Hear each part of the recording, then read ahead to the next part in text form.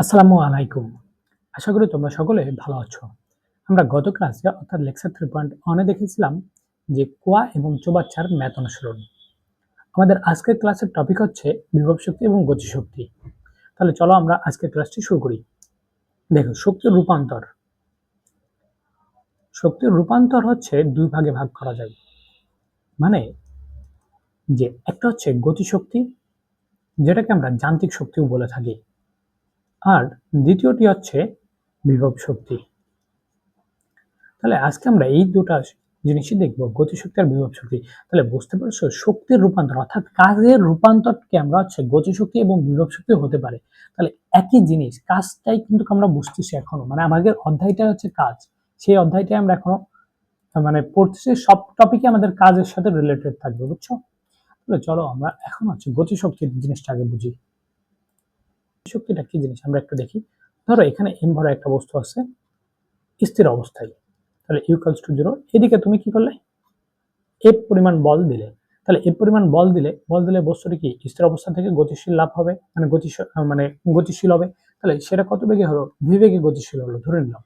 এখন গতিশক্তি তখনই হবে যখন একটা বস্তুটি গতিশীল অবস্থায় থাকবে, তখনই হচ্ছে গতিশক্তি লাভ হবে, নয়তো হবে না। দেখো, তাহলে এক্ষেত্রে গতিশক্তি যেহেতু ভি বেগে গতিশীল হয়েছে, সেক্ষেত্রে গতিশক্তি কত হবে, EK equals to half M V square.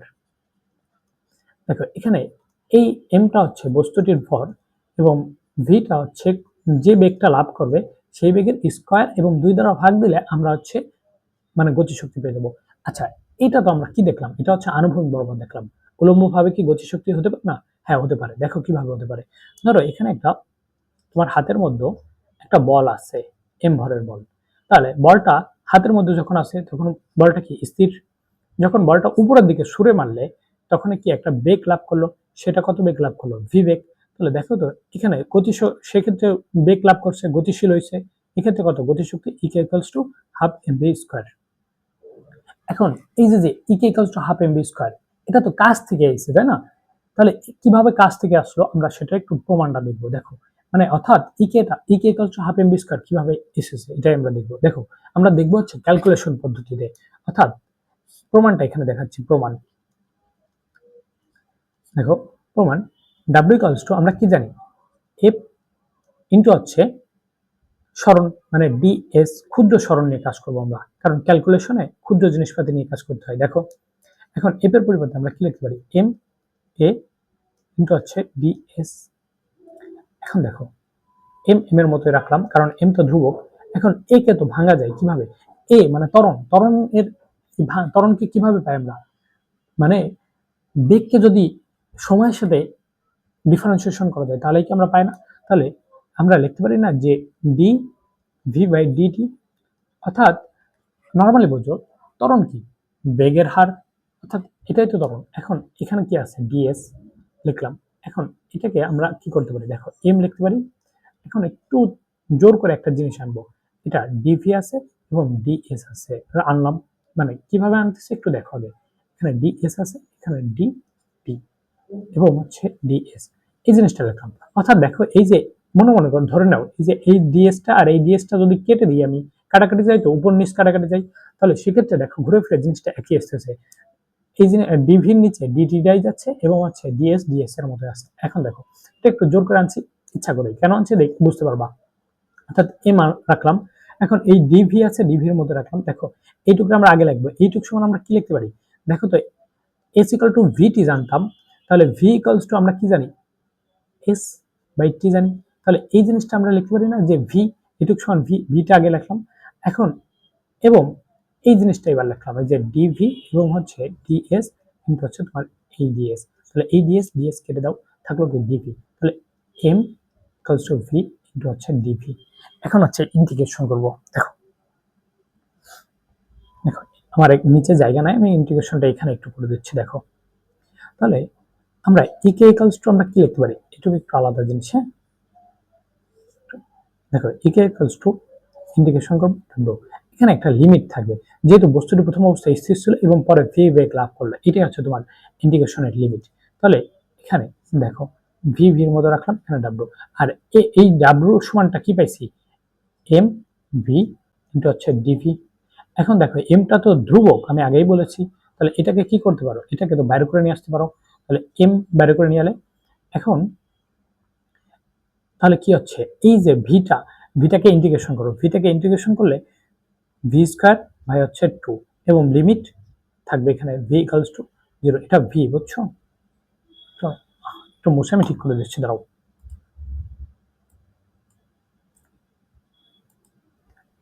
দেখো এটা ভি স্কয়ার। এখন এটা যদি তুমি ইন্টিগ্রেশন করো দেখবা যে হাফ এম ভি স্কয়ার। ইন্টিগ্রেশনটা তোমরা ম্যাথ ক্লাসে ভালো করে বুঝতে পারবা আশা করি। তাহলে এই যে E K equals to M V square এটা কিভাবে এসেছে এটা তোমরা বুঝতে পেরেছো। তাহলে চলো আমরা পরবর্তী টপিকতে চলে যাই। পরবর্তী টপিকটা হচ্ছে বিভব শক্তি। এখন বিভব শক্তি জিনিসটাকে একটু বোঝো। দেখো মনে করো বিভব শক্তি উচ্চতার উপর ডিপেন্ড করে, অর্থাৎ বিভব শক্তিকে ইপি দ্বারা প্রকাশ করা হয়ে থাকে। এটা যত উচ্চতা মানে এটা আসলে সমানুপাতিক, অর্থাৎ যত এইচ বাড়াবা তত তোমার এই ইপিটা বাড়বে, মানে বিভব শক্তি লাভ করবে। ব্যাপারটা বুঝতে পারছো? এখন বিভব শক্তি মানে যখন বস্তুটা কিছু সময়ের জন্য স্থির থাকে তখন ওর মধ্যে একটা সঞ্চিত শক্তি জমা হয়, আর সঞ্চিত শক্তিটাই হচ্ছে বিভব শক্তি। আমি একটু বোঝাচ্ছি, দেখো উচ্চতার উপর ডিপেন্ড করবে। তাহলে দেখো এখানে মনে করো তোমার হাতের মধ্যে কি একটা বল ছিল, এম ভরের এই বলটাকে তুমি হচ্ছে এই যে উপর দিকে সরে মারলে তাহলে বস্তুটি একটা নির্দিষ্ট উচ্চতায় উঠবে না, এই উচ্চতায় উঠলো ধরে নিলাম। এখন এই যে এখানটায় এসে তো বস্তুটা থেমে যায়, থেমে তখন আবার নিচের দিকে পড়ে যায়, তাই না? এই যে যখন কিছু সময়ের জন্য যদি থামে, ধরে না ওটা ন্যানো সেকেন্ড হলেও থামছে, 1 ন্যানো সেকেন্ড হলেও থামছে, এখন ওই ন্যানো সেকেন্ডে ওর মধ্যে আবার মানে শক্তি জমা হয়ে গেছে, আর ওই শক্তিটা আমরা হিসাব করে থাকি। তাহলে যখন বস্তুটি নর্মালি হিসাব করো, কল্পনা করো বস্তুটি যখন উঠাতে চাও উপরের দিকে, সেক্ষেত্রে আমরা কি লিখি যে ডাব্লিউ ইকুয়ালস টু এমজিএইচ লিখতাম। আর এই ডাব্লিউটাই তো আমরা দেখছি যে এটা কাজ থেকে আসে, তাই না? তাহলে এইটাকে আমরা মানে নাম দিই কি বিভব শক্তি, অর্থাৎ EP equals to MGH. Clear? আশা করি তোমরা এই বিভব শক্তি টপিকটা বুঝতে পেরেছো। এখন দেখো একটু পরের টপিকটা একটু দেখো। পরের একই সাথে বিভব শক্তি ও গতিশক্তি, একই সাথে বিভব শক্তি ও গতিশক্তি। দেখো একই সাথে বিভব শক্তি ও গতিশক্তি জিনিসটা কি? ধরো এখানে একটা কি আছে, এম ভরের বস্তু আছে তোমার হাতের মধ্যে, উপর দিকে ছুঁড়ে মারলে তাহলে যখন এই বস্তুটি এখানে ছিল, এখানে কি বিভব শক্তি, এখানে কোনো উচ্চতা নেই, এইচ ইকুয়াল টু 0। তাহলে এইচ ইকুয়াল টু 0 হলে আমরা ইপি কি, ইপি তো 0। আর কিন্তু যখন তুমি বলটা সুরে মারার সাথে কি হয়েছে, সুরে মারার সাথে দেখো তো ইকে ইকালস টু ম্যাক্স হবে না? মানে কেন? তখন বেগটা তো সর্বোচ্চ থাকবে, তখন ভি তো সর্বোচ্চ, ভি যদি ম্যাক্স হয় তোমার, ভি যদি ম্যাক্স হয় তাহলে ই কে ম্যাক্স। ব্যাপারটা বুঝতে পেরেছো? এখন যখন উপর দিকে উঠতেছে জি এর বিরুদ্ধে তো কাজ করতেছে, মানে জি কাজ করে নিচের দিকে, তাহলে তোমার বস্তুটি কাজ করতেছে উপরের দিকে, তাহলে বস্তুটির বেগটা আস্তে আস্তে কমতে থাকবে। ধরে নাও কমে কমে এই পর্যন্ত উচ্চতা লাভ করছে, মানে এটা হচ্ছে এই উচ্চতা। তাহলে এইখানে বস্তুটি এসে থেমে যাচ্ছে, এই যে কিছু সময়ের জন্য থেমেছে, এক্ষেত্রে তোমার এখানে যেহেতু উচ্চতা এইটুকের উপর আর যাচ্ছে না, সেক্ষেত্রে ইপি ইকুয়ালস টু তোমার ম্যাক্স হয়ে যাচ্ছে। তখন তো আর তোমার বেগ নেই, মানে বেগটা যখন 0 তাহলে ইকে ইকুয়ালস টু 0 হয়ে যাচ্ছে। ব্যাপারটা বুঝতে পারছো? অর্থাৎ এইটুকু মনে রাখতে হবে যে ইকে ইকুয়ালস টু ইকে তোমার হচ্ছে মানে কতটুকু বেগ অর্জন করছে তার উপর ডিপেন্ড করে। আর এই অনেক সময় বেগটা তোমার কতটুকু উপর থেকে যদি বস্তুটি ছেড়ে দাও, সেক্ষেত্রে বেগটা ডিপেন্ড করবে তোমার কতটুকু নেমে আসছে, সেই এইচটার উপর হচ্ছে ডিপেন্ড করবে কতটুকু। আবার বলতেছি আমি এটা, যে উপর থেকে যদি বস্তুটি ছেড়ে দাও, সেক্ষেত্রে হচ্ছে তোমার বেগটা ডিপেন্ড করবে কতটুকু উচ্চতা নেমে এসছে, মানে যখন নেমে আসবে তখন হচ্ছে ওই যে মনে করো ধরো এইচ উচ্চতা নেমে আসছে, তখন ওই এইচ উচ্চতায় বেগ তার কত অর্জন হয়েছে সেটাই হচ্ছে তোমার হিসেব করে ইকে বের করতে হবে। আর ইপে অলওয়েজ নিচ থেকে হিসাব করতে হয়, নিচ থেকে কতটুকু উচ্চতা উঠছে। ব্যাপারটা বুঝতে পারছো? আমরা পরবর্তী ম্যাথটা যখন দেখবো, আমরা একটা ম্যাথ রেখেছি এই জন্যই, যাতে পুরোপুরি আমরা বেসিকটা ক্লিয়ার হতে পারে। তাহলে আশা করি তোমরা এই যে একই সাথে বিভব শক্তি ও গতি শক্তি জিনিসটা বুঝতে পারছো কোথায় কি হচ্ছে। নিচে আবার একটু আমি ক্লিয়ার করে দিচ্ছি। দেখো নিচে ইকে, ইকে হচ্ছে কি ম্যাক্স হচ্ছে, কারণ তুমি যখন সুরে মারতেছো বস্তুটি তখন বেগটা সর্বোচ্চ থাকতেছে। কারণ কেন? কারণ জি নিচের দিকে কাজ করতেছে, তোমার ভি উপরের দিকে কাজ করতেছে, বিরুদ্ধে কাজ করার জন্য বেগটা তোমার আস্তে আস্তে কমতে থাকবে। তাই সুরে মারার সময় তোমার বেগটা সর্বোচ্চ থাকতেছে, তাই ইকে ইকুয়ালস টু ম্যাক্স হচ্ছে। যখন বস্তুটি শূন্য হয়ে যাচ্ছে, মানে বস্তুর বেগ শূন্য হয়ে যাচ্ছে, তখন তো সর্বোচ্চ উচ্চতায় উঠছে, এর উপর আর যেতে পারতেছে না, তাহলে তখন ইপিটা ম্যাক্স হয়ে যাচ্ছে, আর এবং ইকে তখন হচ্ছে 0 হয়ে যাচ্ছে। আশা করি তোমরা বুঝতে পারছো। এখন আমরা ম্যাথটা দেখি, ম্যাথটা দেখলে আমাদের আশা করি বেসিকটা পুরোপুরি ক্লিয়ার হয়ে যাবে। দেখো ম্যাথটা কি, 30 মিটার উচ্চতা থেকে একটা বস্তুকে বিনা বাধায় পড়তে দিলে কোথায় এর গতিশক্তি বিভব শক্তির দ্বিগুণ হবে। আচ্ছা, এই কথাটা একটু তোমাদের প্যাচ লাগতে পারে, কোথায় গতিশক্তি বিভব শক্তির দ্বিগুণ হবে, অর্থাৎ এটা সংক্ষেপে মনে রাখবা, যার সাথে র আছে, দেখো বিভব শক্তি র, এখানে বিভব শক্তির সাথে র আছে, তাহলে এর সাথে 2 গুণ করে দেবা, যার সাথে র থাকবে তার সাথে 2 গুণ করে দেবা। খালি এই ম্যাথ গুলাতেই মনে করো বিভব শক্তি এবং গতিশক্তির এগুলাতে দেখো, এখানে প্রশ্নটা বলছে এই জিনিসটা, এখানে এরকম চিত্রটা এরকম, মনে করো দাগটা ব্যাক হয়ে গেল, একটু ধরে নাও। তাহলে এখানে একটা এম ভরে বস্তু আছে, এই বস্তুটাকে কি করছে আর ছেড়ে দিয়েছে, মানে এটা হচ্ছে তোমার 30 মিটার উচ্চতা, ঠিক আছে, এটা বাদ দাও, আমি একটু মুছে দিই এটা। দেখো এই যে মনে করো এটা হচ্ছে 30 মিটার উচ্চতায় একটা বস্তু আছে, এখন এই বস্তুটাকে কি করছো, তুমি ছেড়ে দিয়েছো, মানে নিচের দিকে করে ছেড়ে দিয়েছো, এই বরাবর ছেড়ে দিয়েছো, কত, এবং বলছে যে কোথায় বিভব শক্তি এবং গতিশক্তির দ্বিগুণ হবে। তাহলে ধরে নিলাম যে এই অবস্থায় মানে বিভব শক্তি আর গতিশক্তির দ্বিগুণ হবে, তাহলে এইটুক হচ্ছে উচ্চতা, ধরে নিলাম যে নিচ থেকে এক্স, তাহলে এইটুক কত হবে, এই যে এইটুক পুরোটা, এই যে বাকিটুক, এটা হচ্ছে 30 মাইনাস এক্স হবে না, তাই না? ওকে, তাহলে দেখো ব্যাপারটা তো বুঝতে পারছো, যে নিচ থেকে ধরে নিচ্ছি আমি এক্স উচ্চতায় সমান হবে, আর উপর থেকে হচ্ছে 30 মাইনাস এক্স উচ্চতা, গতিশক্তি বিভব শক্তির দ্বিগুণ হবে।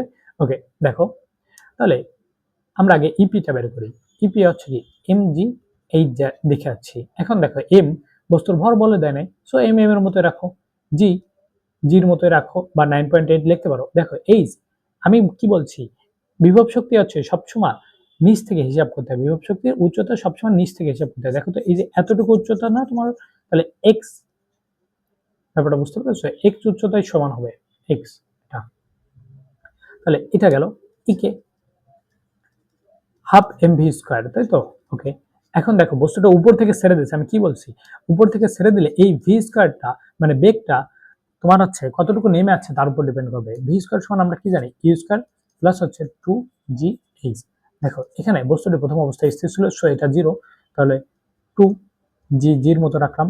এইচ কতটুকু নেমে আসছে, দেখো 30 মাইনাস এক্স, 30 মাইনাস এক্স নেমে যাচ্ছে, তাহলে এখানে এইচটা হচ্ছে 30 মাইনাস এক্স, তাহলে এখানে বসায় দাও, তাহলে হাফ এম এম এর মতো রাখো, এবং ভি পাইছে হচ্ছে 2 জি 30 মাইনাস এক্স। এখন বলছে যে গতিশক্তি বিভব শক্তির দ্বিগুণ, অর্থাৎ দেখো, অর্থাৎ এই জিনিসটা এরকম, ইকে ইকালস টু হচ্ছে 2 ইপি, তাহলে এবার বসায় দাও, ইকে কি পাইছো, ইকে পাইছো তো half M G 30 minus X, আর এখানে আছে 2 এম জি এক্স। এখন দেখো এই টুটা এখানে আছে, ওখানে গুণ করে দাও, মানে ভাগ আকার আছে, ওখানে গুণ দিলে 4, আর এখানে দেখো এমটা আর এমটা কেটে দাও, এই জিটা কেটে দাও, তাহলে এখানে দেখো 30 মাইনাস এক্স থাকতেছে, আর ওইখানে 4x থাকতেছে, তাহলে এটা ওইখানে নিয়ে যাও, 5x হয়ে যাচ্ছে, 30 সমান হচ্ছে 5x। ওকে, তাহলে এক্স এক্স কত হচ্ছে, দেখো এক্স হচ্ছে তোমার 5 দ্বারা ভাগ দিলে 6 মিটার হচ্ছে, অর্থাৎ এই যে দেখো এখানে আসো একটু, এক্স সমান হচ্ছে কত, 6 মিটার পাচ্ছ, অর্থাৎ নিচ থেকে 6 মিটার উচ্চতায় বিভব শক্তি গতিশক্তি বিভব শক্তির দ্বিগুণ হবে, এবং উপর থেকে কত মিটার, 6 বাদ দাও, 24 মিটার, উপর থেকে 24 মিটার নিচে গতিশক্তি বিভব শক্তির দ্বিগুণ হবে। আশা করি তোমরা আজকের বিভব শক্তি ও গতিশক্তি সম্পর্কে ক্লিয়ার হয়েছ। পরবর্তী ক্লাসে আমরা দেখব যে হেলানো তলে বিভব শক্তি ও গতিশক্তি। আজকের ক্লাসটা এ পর্যন্তই, ভালো থাকো, আল্লাহ হাফেজ।